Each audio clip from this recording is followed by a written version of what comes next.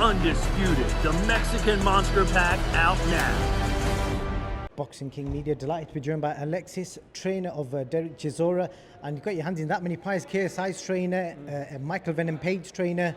I'll let you reel the rest of the list out, Alexis. Yeah, we've had a successful run. We've had David Hay, we've had Dylan White, MMA fighter, trained Derek Chisora, trained Michael Venom Page. I had James DeGale, who's currently fighting bare knuckle. He was in my gym for like 12 years with Steve Newland, his coach. We've had that, amateur pedigree. Obviously, we've got like PFL world-class fighters, UFC world-class fighters. So lots of guys, like you said, Michael Venom Page, loads of people. Well, actually, clearly doing something well. Been working with that many fighters. First thing I want to speak to you about is KSI. Obviously, there's not a lot of information about what he's going to do, whether he continues fighting or he's going to continue on his content creation.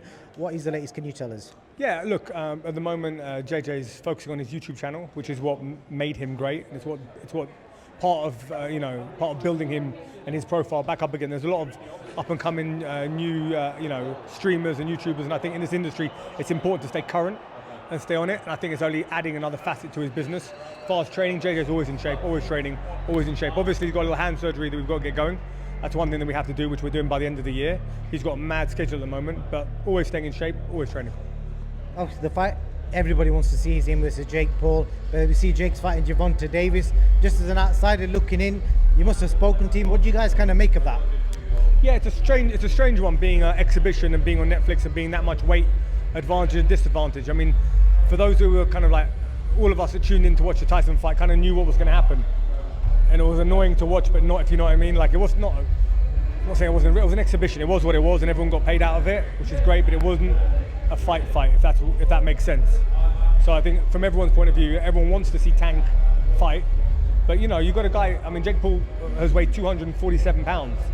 Tank fights at what, 150? 140, 145? Yeah, I mean, it's a hard ask to put. I'm not saying Tank can't dance around for as many rounds as you want and be technical, but for a guy like that, that's why there are weight divisions. It's a little hard to put someone away. You're hard pushed to get a real fight. The only real fight that you saw was when Jake got kind of pieced up around the room from Tommy Fury. That was the only time you see an active live fighter against Jake Paul, and it didn't go his way. So for KSI fans, reassure them, so we could potentially still see him fight Jake Paul down the line. Yeah, I don't think, I'm 100%, you're definitely going to see that fight. The question is not if, it's when. I think it's to do with timing of people's careers and what's going on, but ultimately, at the moment, if you've got guys chasing, Jake's chasing 58-year-old men around, calling them out and then looking at 145 pounders. It's unrealistic. There has been time we've agreed on fights and then there's a problem with weights, but it never seems to be a problem the other way around for Jake. Seems to be picking on a guy who's 145 pounds, whereas he wouldn't take a guy who was walking around 185 pounds. But he would take Tommy, but not JJ. I don't know, kind of strange. But look, I think there's a deal to be done and we just got to get it done. But again, it's when. Okay, well, the other fight I want to speak to you about is Derek Chisora. You've had the pleasure of working with him for the last year plus, I think it is, and you've kind of been the man behind his resurgence, should I say, and you've probably not got the credit for that because a lot of people I don't think people mention that enough. Yeah, it's interesting you mentioned. I appreciate you saying that. I've trained Derek for 5 years. My only loss with Derek was USYK.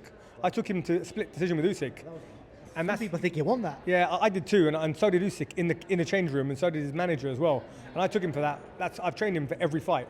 That's my only loss with Derek Chisora. So I've had like 9 wins with him, 8 wins with him, I think it is. So all of the fights. I think there's some personalities that just gel, and our personalities gel in that he understands that we're in an environment that's live, that's full of fighters. I've got 46 active pros at the moment. We earn millions and millions of pounds in fighting. That's our job for the last 30 years. That's what we do. It's not just shouting and screaming. It's legitimate strategy, watching tape, understanding combat, getting into making sure the fighters fighting their strong positions. Like, let's say Derek isn't one of the most superior, bouncy, amateur technical boxers, but he's a dog and he can fight. And the skill that you have to have in that dog fight on the inside and the rolling and the repetitions, the punch selection that you have to have it's incredible when you understand for certain people. Then you get guys like Michael Venom Page who puts his hands down by his pants, and you think to yourself, okay, my job is to make that safe, but yeah, how can we get paid the most amount of money and win fights? So it's our job to create styles based on athletes, not create the same style for everyone. Otherwise, you're not going to get paid and you're not going to win. Guys like Usyk have been bouncing and laterally moving like amateur boxing style, 300-400 fights deep. You're not going to beat him by trying to outbox him. You're going to beat him by getting him in a doghouse, putting him on his back foot, walking him down. But you've got to do that safely. You've got to breach the distance safely. And that's what AJ couldn't do. That's what Fury couldn't do. Derek did. And it's stylistically, he has something, you know, getting behind his jab, how he moves his feet, that we showed him that's how you do it. I'll be honest with you, I think a lot of guys could do it. They're taught to box a certain way, and sometimes you've got to box out of the norm to get a different result. If you keep boxing, I mean, look, Tyson Fury is an unbelievable boxer. If he can't get a straight right hand on him, how's AJ going to get a straight right hand on him? Do you understand what I mean? I think you need to reverse engineer the fight. Where's he, you know, what does he do so well? When you understand what he does really, really well, you can then coach against it because he's going to do it. You can't coach against his mistakes. You've got to coach against his strengths. You know, USYK's so good, you've got to coach against things he does so well because you can count him doing it. You can't count him doing a mistake. He rarely makes them, and for us to coach against mistakes, he might have tied it up. So you have to coach against the strengths. The question I want to ask you is, because there's a lot of people out there with the opinion, they constantly judge Derek on his interviews, and they make assumptions like, you know, he shouldn't be fighting, all that kind of stuff. But what he's done in the ring disproves that big time, because he was an underdog against Wally and Joe Joyce. I remember the Joyce fight got made, most people thought it's a crazy fight for him to take, but he won that pretty easily. Yeah, do you know, interestingly enough, I know Joe really well. He's a lovely guy. His punch selection, we roll. So when you look at that fight, we landed and we rolled most of them. Don't get me wrong, you know, it's heavyweight boxing. These guys, if you're on the inside, you're going to get hit. But it wasn't, Derek didn't get hit too bad. He got more tired landing shots. He landed 80 overhand rights on Joe Joyce. He didn't fucking move. Like, you know, put him down once. It's quite tiring. Imagine going on a bag and emptying your chamber on that bag, and then you have to do it again and again and again. It's hard work. How much longer has Derek got, and what's the secret to him still doing it as he's doing it? The secret to Derek Chisora is absolutely one thing: it's discipline. So it's getting up every day when you don't want to. Not when you're motivated, but when you don't want to do it, getting up and carrying on doing it every day. And that's why these fights have longevity. The guys that don't do it, that go out and spend the money or go out and party, those are the guys that don't have as much longevity. The guys that love the sport, Derek Chisora loves boxing. He loves his fight fans. He really appreciates them, he respects them, and he wants to work hard for them. And I think that's something that people don't understand about Derek. Derek can give a crazy interview, he's a wild guy.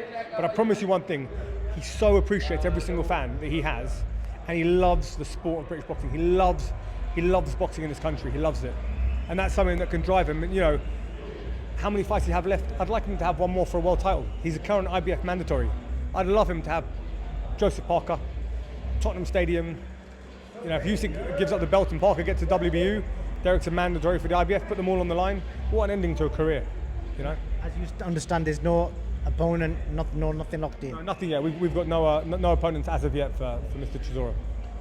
Alexis, pleasure as always. That's it, I think. I'll let you crack on and do your scouting for MMA Misfits. Thank you.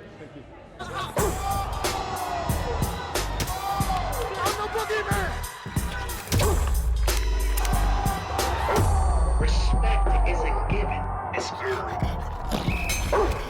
In blood. Undisputed, the Mexican Monster Pack out now.